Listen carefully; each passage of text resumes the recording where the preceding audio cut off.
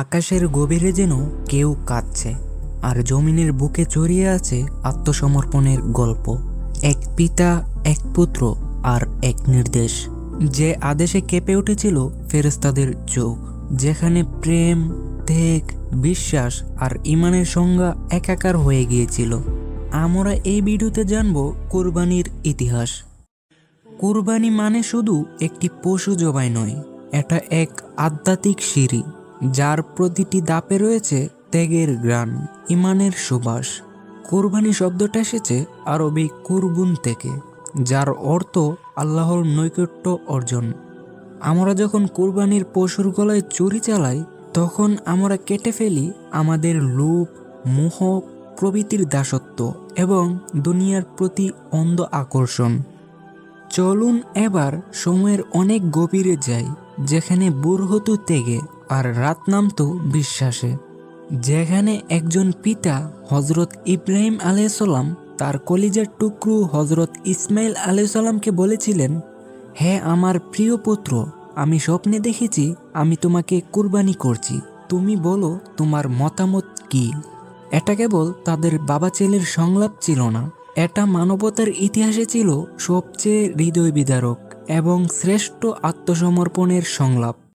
আজকের এই যুগে আমরা শুধু জানি দামি গরু, বড় সাইজ, বেশি ওজনের পশু কুরবানি দিতে হবে, কিন্তু আমরা ভুলে যাই আল্লাহ তাআলার বাণী।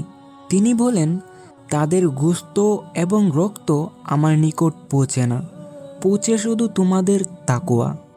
সেই কুরবানি যেটা হজরত ইব্রাহিম আলাইহিসসালাম কেবল স্বপ্নে দেখে নিজের প্রিয় সন্তানকে আল্লাহর রাস্তায় উৎসর্গ করতে হাতে ছুরি তুলে নিয়েছিলেন।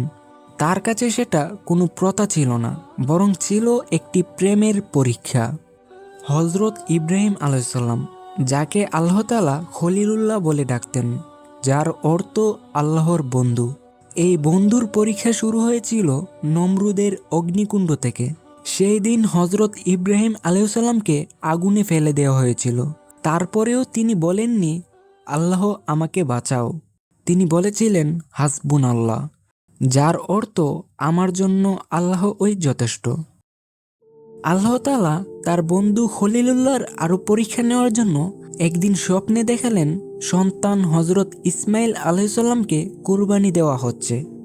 যে সন্তানের জন্য এই পিতা কাঁদতেন, দোয়া করতেন, সেই হজরত ইসমাইল আলাইহিসসালাম, যার পা দিয়ে জমজমের পানি বের হয়েছিল, যার কান্নায় জমিন ফেটে জান্নাতের উপহার নামে।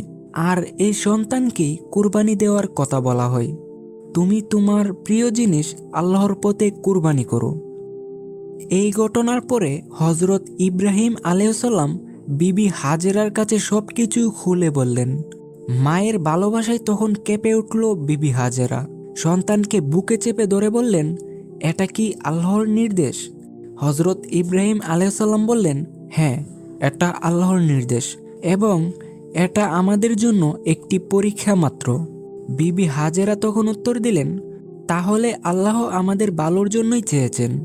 এটা ছিল এক নারীর মুখ থেকে বেরিয়ে আসা তাওয়াক্কুলের সবচেয়ে শক্ত উচ্চারণ।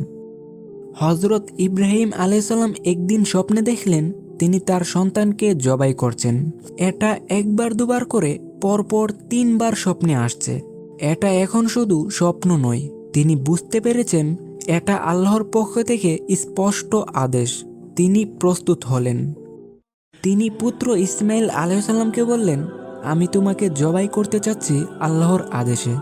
হজরত ইসমাইল আলাইহিসসালাম উত্তর দিলেন, হে আমার পিতা, আপনি যা আদিষ্ট হয়েছেন তাই করুন।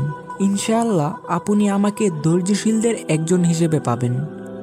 হজরত ইসমাইল আলাইহিসসালামের গলায় একবার ছুরি চলে, 2 বার চলে, তবুও গলা কাটে না।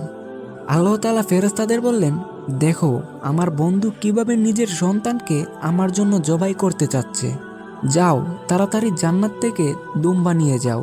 আমি আমার বন্ধুর কুরবানি কবুল করে নিলাম। এইটাই ছিল কুরবানির শুরু। আমরা প্রথমেই জেনেছি কুরবানি মানে ত্যাগ, কুরবানি মানে ঈমান, কুরবানি মানে প্রেমে সাড়া দেওয়া।